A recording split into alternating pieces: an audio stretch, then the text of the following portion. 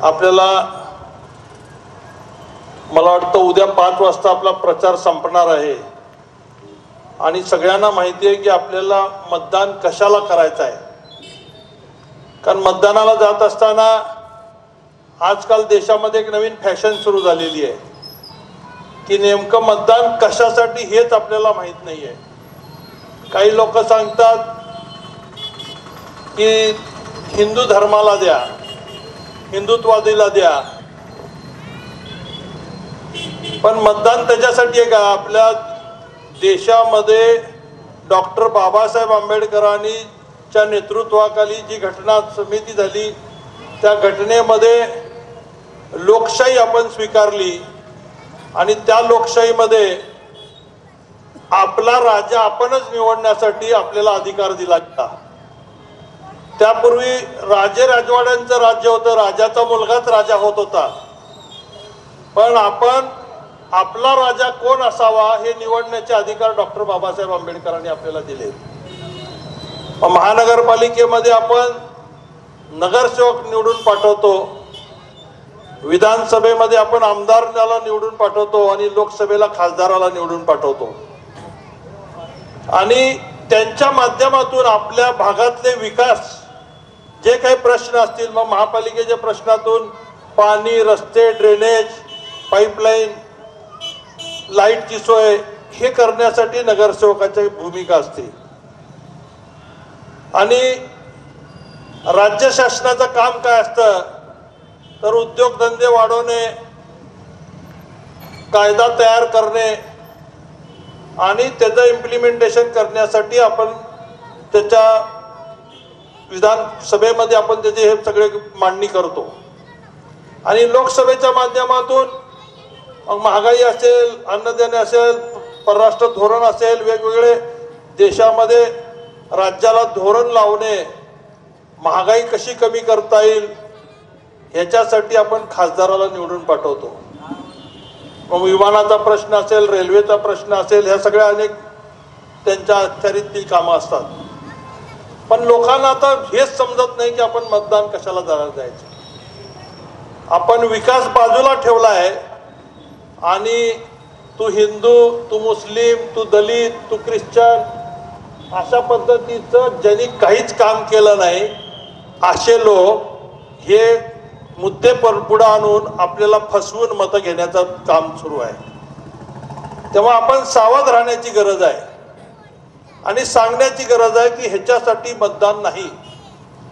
आज आडम मास्तर ह्या स्टेजवर आहेत, मी ह्या स्टेजवर आहे, आम्ही दोघंही प्रणिती शिंदेच्या विरोधात निवडणूक लढवली आमदारकीची, पण आज आम्ही दोघंही पुढाकाराने हे करतोय की महाविकास आघाडीच्या माध्यमातून प्रणिती शिंदेला तिकीट देण्यात आलेलं आहे आणि म्हणून महाविकास आघाडीचे हे पाळण्यासाठी आम्ही दोघंही सांगतो की हाताला मतदान करा। आणि आपल्याला माहिती आहे की चिन्ह 1 नंबरला हाताचं चिन्ह आहे आणि 1 नंबरचं बटन दाबा असं आम्ही आपल्याला सगळ्याला विनंती करायला या ठिकाणी आलोय।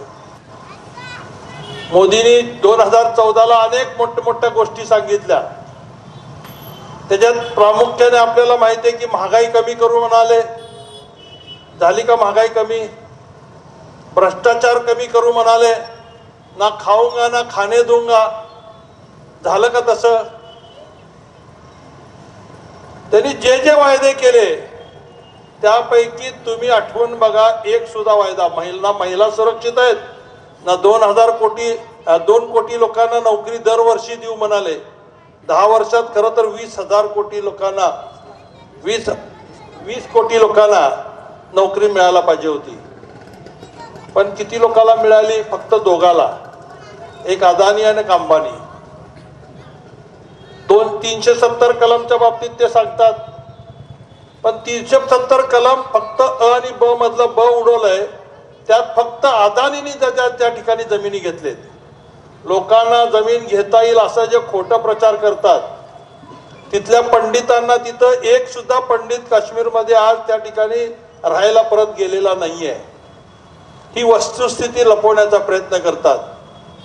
ज्या डॉक्टर बाबासाहेब आंबेडकरांनी संविधान दिलं ते संविधान सुद्धा फोडण्याचं काम, बदलण्याचं काम ह्यांचा हे चालू आहे आणि त्याच्यासाठी त्यांना 400 पार पाहिजे आहे. पण आता मला सांगा, दिल्ली असेल, राजस्थान असेल, मध्य प्रदेश असेल, मोठमोठे असे गुजरात असेल, ह्या राज्यांमध्ये ऑलरेडी 100% त्यांचे सीट आलेले आहेत 2019ला. असे जवळजवळ 8 राज्य आहेत. साऊथमध्ये पण काही भागात थोडंसं त्यांना कर्नाटकला वगैरे गेल्या वेळी जास्त होते. पण आजचा जर सर्वे पाहिला तर तामिळनाडू सारख्या ठिकाणी एक सुद्धा त्यांचं सीट येणार नाही असा एक्झिट पोल सांगताय. केरळमध्ये त्यांचं एक सुद्धा सीट येणार नाही असं एक्झिट पोल सांगताय. म्हणजे महाराष्ट्रामध्ये सुद्धा गेल्या वेळेस 48 पैकी 41 सीट त्यांचे आलेले होते. ते उद्धव ठाकरे सोबत होते म्हणून आम्ही पण त्यावेळेस शिवसेनेमध्ये होतो. आणि आज एक्झिट पोल दाखवत आहे की जवळजवळ 20 सीट इथून त्यांचे मायनस होत आहेत. कमीत कमी 20, कदाचित जास्त पण होतील, पण 20 सीट महाराष्ट्रातून मायनस होत आहेत. मध्य प्रदेशमध्ये जवळजवळ 25% मायनस होत आहेत. राजस्थानमध्ये मायनस होत आहेत. गुजरातमध्ये मायनस होत आहेत. उत्तर प्रदेशमध्ये सुद्धा मायनस होत आहेत. मग 400 कुठून आणणार आहेत? बहुतेक हे पाकिस्तानमधून निवडून आणणार आहेत दिसते खासदार, आहे का नाही? कारण भारतात तर त्यांना स्कोप नाही आहे. 400 आहे ते 300 सुद्धा त्यांचा गाठणं अवघड झालेलं आहे. 300 मध्ये पण जवळजवळ 100 सीट कमी होताना दिसत आहेत. आणि ह्यांचा नारा काय? अब की बार 400 पार. मग कुठून आणणार आहे? कुठल्या राज्यात ते तरी आम्हाला सांगा एकदा. कुठल्या राज्यात तुमच्या सीट वाढायला लागलेत? असा एक राज्य डिक्लेअर केला की 2019 पेक्षा या राज्यामध्ये आमचे सीट वाढायला लागलेले आहेत. असा काहीही नाही. 2 दिवसापूर्वी एक बातमी तुम्ही वाचली असेल, 4 दिवसापूर्वी, की महानगरपालिकेच्या निवडणुका 1 महिन्यात होणार आहेत. कशासाठी ती बातमी होती माहिती आहे का मॅनेज केलेली? कारण त्यांचे नगरसेवक त्यांचं काम करायला तयार नाही आहेत सध्या.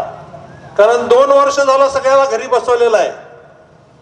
आणि म्हणून विधानसभेच्या आधी आम्ही महानगरपालिका लावणार आहे असं मधाचं बोट त्यांच्याच सुद्धा पक्षातल्या नगरसेवकाला लावण्याचं काम त्यांचं सुरू आहे.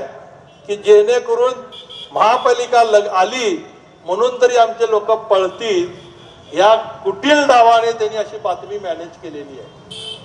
वास्तविक दोन्ही प्रश्न कोर्टात अजून पेंडिंग आहेत. कोर्टाचा अजून निकाल नाही. 3 प्रमाणे घ्यायचं का 4 प्रमाणे घ्यायचं, आणि ह्यांनी बातमी मॅनेज करतात पुढच्या महिन्यात इलेक्शन होणार आहे. म्हणजे ह्यांच्या पायाखालची वाळू घसरलेली आहे. ह्यांना माहिती आहे की आता पूर्ण आपण देशामध्ये पिछाडीकडे चाललोय. आणि म्हणून त्यातल्या त्यात महाराष्ट्र सगळ्यात त्यांचं लक्ष महाराष्ट्रावर आहे. आता तुम्ही सोलापूरमध्ये आत्ताच मला वाटतं वक्त्याने सांगितलं की इतके लोक आता सोलापूरला प्रचाराला यायला लागलेत. मोदी झाले, योगी झाले, राजा सिंग झाला, अजून मला वाटतं काहीतरी गडकरी पण परवा दिवशी येणार आहेत, उद्या येणार आहेत मन कळालं. म्हणजे देशातले सगळे नेते इथे या लागले, कारण त्यांना माहित आहे की इथं आपण पिछाडीवर आहोत. कारण शिवसेना काँग्रेस बरोबर आहे, कम्युनिस्ट काँग्रेस बरोबर आहे, राष्ट्रवादी तर आहेच आहे पूर्वीपासून, आप पार्टी काँग्रेस बरोबर आहे, आणि जवळजवळ जे छोट्या 2-4 अजून पार्टीज आहेत त्या सगळे लोक काँग्रेस बरोबर एकत्र आल्यामुळं यांच्या लक्षात आलंय की आता वोट डिवायडेशन होणार नाही. ते आजपर्यंत फक्त हेच काम करत आले, वोट डिवायडेशन करून लोक सत्ता मिळवण्याचं काम केलं, कामाच्या जोरावर कधीच केलं नाही. अशा परिस्थितीमध्ये ह्यांना माहिती आहे की आपली सत्ता येणार नाही. आपण जे जे शब्द दिलो त्यातला एक सुद्धा पाळलेला नाही. मी तर म्हणतो भाजप सारखा खोटारडा पक्ष या देशामध्ये काय जगामध्ये कुठेही नाही. उद्या जर आपण खोटं बोलण्याची स्पर्धा लावली तर सगळे भाजपवाले त्याच्या स्पर्धेत निवडून येतील, आणि तेच करण्याचं काम आतापर्यंत ते करत आलेले आहेत. लोकांना असं हिप्नोटाईज करतात, असं फसवतात, असं काही त्यांचा वापर करून घेतात आणि पुढच्याच परत त्याच्याकडे बघत सुद्धा नाही. त्यामुळे अशा पार्टीला निवडून देऊन आपलं नुकसान करून घेऊ नका. आता खोटं बोलण्याचा प्रकार सुद्धा किती आहेत बघा. अनेक खोटे बोलले, नोकरी देतो, हे देतो, ते तर झालं. आता आडम मास्तरने बांधलेले 30,000 घरं सुद्धा आम्ही दिलं म्हणून देशात त्यांनी नाव फिरवत आहेत, कला सांगत फिरायला लागलेत. मी परवा गोदोताईला सुद्धा होतो, मी तिथंही सांगितलं की 14 वर्ष झालं आडम मास्तर त्याच्यासाठी झटतायत. मी सुद्धा बीडी घरकुलचाच नगरसेवक आहे, मलाही माहिती आहे. माझ्याकडे काही मालक लोक आले होते तेव्हा तुम्ही घरकुल योजनामध्ये लक्ष घाला, पण मी म्हणलं माझ्या भागामध्ये लोकांना प्यायला पाणी नाही, मूलभूत गरजा आमच्या पूर्ण झालेल्या नाहीत. त्यामुळे ह्या पूर्ण झाल्याशिवाय मी नवीन कुठले अजून वाढवण्याच्या ह्याच्यात जाणार नाही. म्हणून माझ्यासारखा सुद्धा माणूस नवीन घरकुल योजना करू शकला नाही. आता आमचे उत्तरचे आमदार त्यांनी सुद्धा सांगितलं की आडम मास्तरचं बघून मी पण घरकुल करतो. 10 वर्ष झाले. मला वाटतं कारामपुरी साहेब तुम्ही त्याच्यापेक्षा जास्त केलात घर, पण 10 वर्ष झाले 500 सुद्धा घरं झाले नाहीत. डिक्लेअर करतात 5,000 घरं बांधतो म्हणून, मोदी सांगतात 30,000 घरं बांधतो म्हणून. अहो तुमच्या स्वतःच्या आमदाराला सांगा ना मग, आडम मास्तरनी बांधलेल्या घरकुलचं क्रेडिट कशाला घेता? त्यापेक्षा सांगा, तुमच्या आमदाराला सांगा. तुमचे कितीतरी कार्यकर्ते घरकुल मधले सुद्धा आहेत. तुमचा माझी एक नगरसेवक आहे, आमच्या घरकुलच्या लोकांना फसवून पैसे गोळा केले, त्याला 7 वर्ष झाले, अजून जमिनीचा पत्ता नाही, कशाचाच पत्ता नाही, नुसतं पैसे मात्र गोळा केलेले आहे. 2 माजी नगरसेवक आहेत भाजपचे, त्यांनी लोकांकडनं पैसे गोळा केले घरकुल योजना करतो म्हणून, पण कशाचाही पत्ता नाही आहे. त्यांना योजना काय हे सुद्धा माहित नाही. दिल्ली त्यांना पाय सुद्धा उभा करू देत नाहीत. पण मास्तर मध्ये धमक आहे, कुणाकडून काम कसं करून घ्यायचं हे मास्तरकडून शिकण्यासारखं आहे. आणि म्हणून एखादं काम हाती घेतलं तर ते पूर्ण तडीस नेण्याची काम आजपर्यंत मास्तरनी केलेलं आहे. मी काल सुद्धा सांगितलं, मला भीती वाटत होती पहिल्यांदा जेव्हा मी मास्तरच्या विरोधात शिवसेनेकडनं उभारलो. आणि बाबांनी 10,000 घरं बांधलेली आहेत, नवीन 30,000 घरकुलचं काम चालू आहे. 40,000 घरं म्हणल्यानंतर नवरा बायकोनी जरी मतदान केलं तर 80,000 मतं पडतील. आपला नंबर कधी लागणार? त्यामुळे मी सुद्धा घाबरत होतो. पण मी आज इथून या स्टेजवरून सांगतो की ज्यांच्यासाठी ह्यांनी घरं दिली, आज गोदूताईला त्यांनी घरं मला वाटतं 40,000ला दिली का 20,000ला, 20,000ला घर दिलं. आज त्या घराची किंमत किती आहे? कोण आहे का इथं? 4 लाख. म्हणजे 20,000च्या घराची किंमत आज 4 लाख रुपये झाली. हे कोणामुळे झालं? त्याची जाणीव विसरू नका, हे सांगण्यासाठी मी आज आलोय. आणि म्हणून पुढं आम्ही पण उभारणार आहे उत्तरला. आता सोडलाय आम्ही मध्य, मास्तरकडे दिलंय. आणि म्हणून मी सांगतो, मी जाईन तिथं सांगतो पुढचंच, कारण आपण सगळे वारकरी लोक आहोत. पंढरपूर आपल्या गावात आहे ना, मग विठ्ठल आपल्या गावचाच आहे. मग प्रत्येक विठ्ठलाचा भक्त भेटला की म्हणतोय रामकृष्ण हरी, आहे का नाही? रामकृष्ण हरी आपली तुतारी बरी. त्यामुळं आत्ता हाताला द्या आणि पुढच्याच तुतारीला द्या, हे सांगण्यासाठी मी आलोय. आणि इकडं मास्तर आहेतच परत कोयता घेऊन. मी आपल्याला एवढ्याच सांगतोय की काम करणाऱ्या लोकांचं कामाला महत्व द्या. मी आता आमच्या महिला भगिनी या ठिकाणी बिड्या करतायत. कुठल्या कारखान्यात आहे तुम्ही?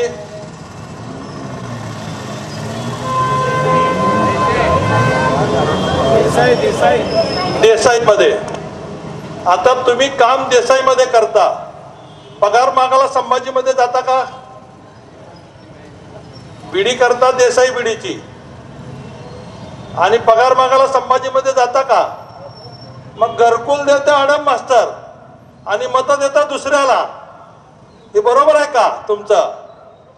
तेव्हा माझी आपल्याला सगळ्याला विनंती आहे, जो आपलं काम करतो त्याच्या पाठीमागे खंबीरपणे उभा राहावा ही विनंती करतो.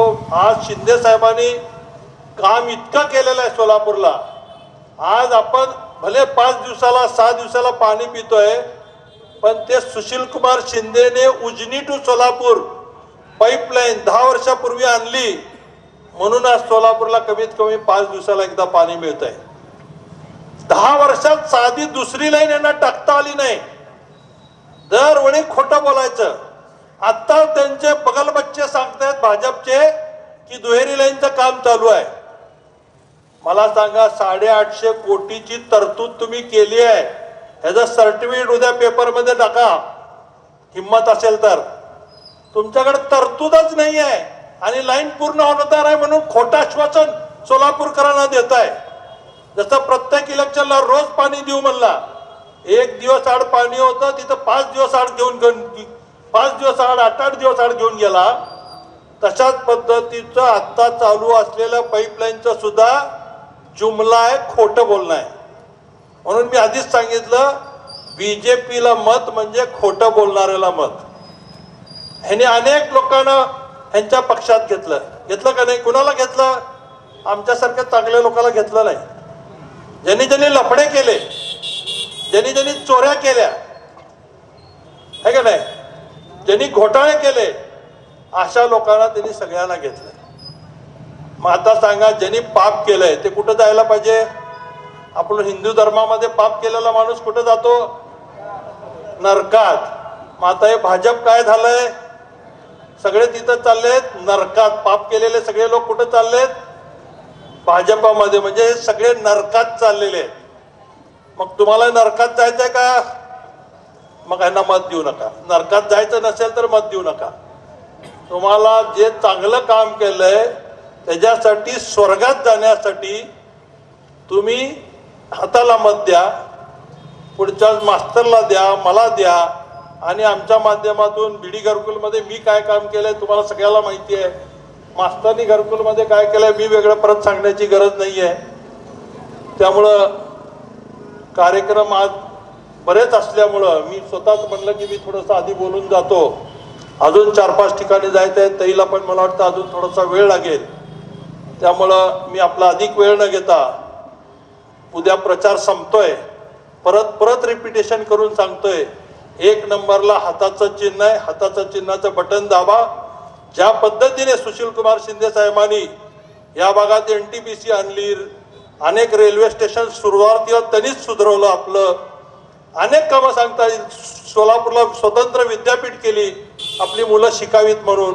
अनेक इंजिनिअरिंग कॉलेज त्यांच्या माध्यमातून ह्या सोलापूरमध्ये आले. आणि त्यामुळे अनेक उद्योग येत असताना, कारण उद्योजक कधी येतात कुठल्या गावात? आपण घर घेताना कुठंच घेतो? हातवाडीत समजा तुम्हाला घर घ्यायचं आहे, कुठं प्रायोरिटी देतो? जिथं पाण्याची सोय आहे, रस्ता आहे, लाईट आहे, ड्रेनेज आहे, तिथलं प्लॉट घ्यायला लोक पहिल्यांदा प्रायोरिटी देतात, है का नाही? मग कुठलाही कारखानदार जर कारखाना काढायचा असेल तर कुठं येतो? पहिला लाईट आहे का नाही बघतो. बाकीच्या गोष्टी दुय्यम आहेत. म्हणून शिंदे साहेबांनी सोलापूरला लाईट निर्माण करण्यासाठी NTPC चा प्रोजेक्ट आणला. त्यावेळी सुद्धा हे भाजपवाले काय सांगत होते? सगळ्यांनी नाकारलेला प्रोजेक्ट शिंदे साहेबांनी सोलापूरला आणला. ह्याच्याने टेम्परेचर वाढणार आहे म्हणून सांगितलं का नाही?